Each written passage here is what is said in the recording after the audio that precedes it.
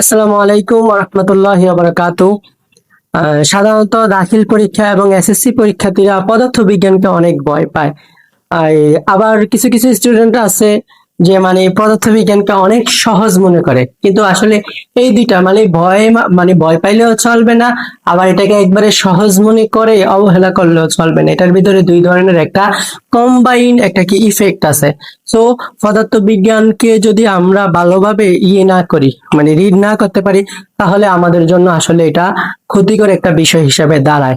আর যা এখন বর্তমানে আসলে বিগত বছরগুলোর কোশ্চেন থেকেও রিপিট আসে না, বেসিক থেকে আসে।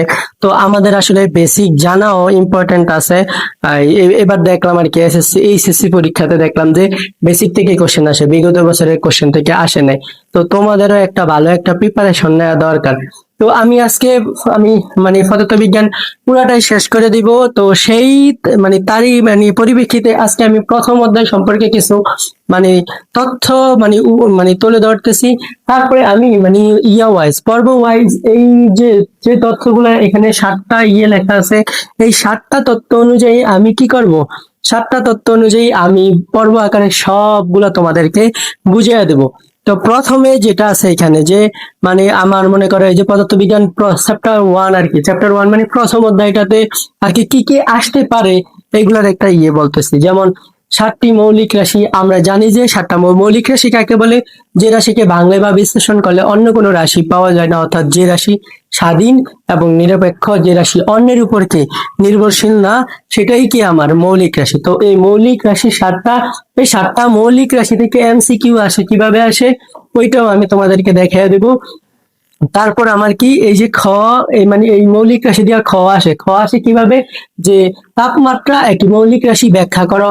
আবার আসতে পারে কি যে ক্ষমতা একটি লব্ধ রাশি অথবা ক্ষমতা একটা যৌগিক রাশি ব্যাখ্যা করো, এভাবে আসতে পারে।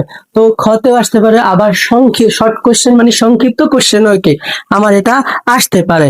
তো তারপরে আমার কি এই জায়গায় আছে মাত্রা ও একক, অর্থাৎ যে কোনো কিছুর এই যে রাশিগুলার মাত্রা আছে 7টা, 7টা মৌলিক রাশি, 7টা মাত্রা আছে, 7টা একক আছে। এই একক গুলার আবার লব্ধ একক লব্ধ মাত্রা আছে, ঠিক আছে। তো সেইগুলো থেকেও কি আমার প্রতি বছর কি এমসিকিউ আসে, তো সেটা সম্পর্কে আমি তোমাদেরকে বুঝিয়ে দেবো। তারপরে আছে এককের উপগুণিতক, যেমন ওই যে আমরা পড়ছিলাম যে 10⁻1, 10⁻2, 10⁻3, তারপরে 10 কত এটা 6, 9, 12 এভাবে আস্তে আস্তে যাইতে থাকে। তো এই উপগণিতক গুলা আমরা কি শিখবো, ঠিক আছে। এখান থেকেও আমার কি এমসিকিউ আসে, এইগুলারে আমরা কিভাবে সহজ ট্রিক্স এর মাধ্যমে মানে শিখবো, যাতে করে আমাদের এগুলা বুঝতে সহজ হয়, মনে থাকে। ওই ট্রিক্স গুলো আমি তোমাদেরকে দেখায় দেব। তো তারপরে আমার আছে কি বার্নিয়ার স্কেল সংক্রান্ত ম্যাথ, এইটা আসলে সাধারণত সৃজনশীলের গ আর গতে।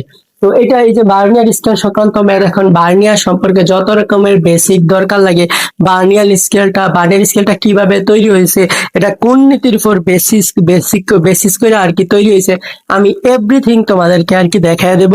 তো তারপরে আমার আছে কি বস্তুর দৈর্ঘ্য, তারপরে প্রস্থ, উচ্চতা এবং ক্ষেত্রফল, আয়তন এই সংক্রান্ত। যেমন আমরা আসলে জানি না যে একটা মানে বর্গের চিত্র কেমন, আয়তন কি, তারপরে ক্ষেত্রফল কি, তারপরে আমার গণক কি, তারপরে ঘনবস্তু কি, তারপরে আরো যেই সংক্রান্ত যত রকমের 3D বস্তু আছে।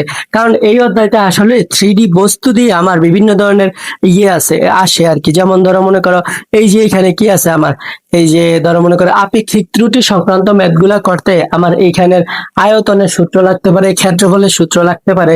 তো এই জন্য এটাও আমি শিখাই দেবো, এটা হচ্ছে বেসিক, যাতে এইগুলা তোমরা সলভ করতে পারো, এই জন্য এই বেসিকটা শেখানো হবে।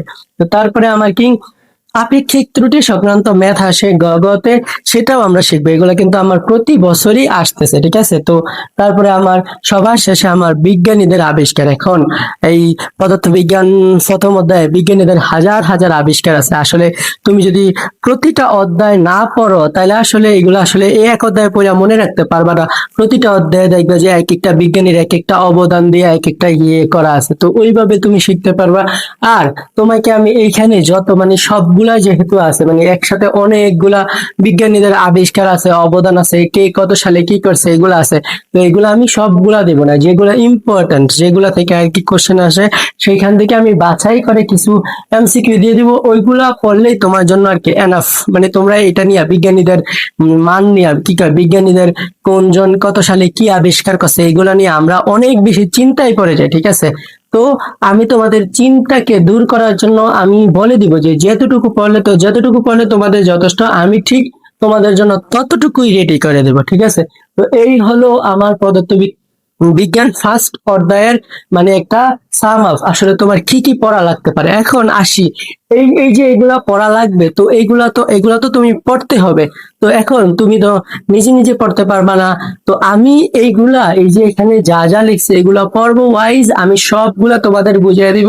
শুধুমাত্র প্রথম অধ্যায় না, পদার্থবিজ্ঞানের যেই যেই অধ্যায়গুলো ইম্পর্টেন্ট আমি সবগুলা অধ্যায় তোমাদেরকে শেষ করে দেবো ইনশাল্লাহ।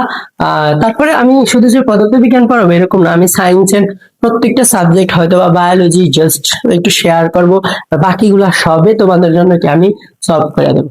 ঠিক আছে, ভালো থাকবা, ধন্যবাদ, আসসালামু আলাইকুম।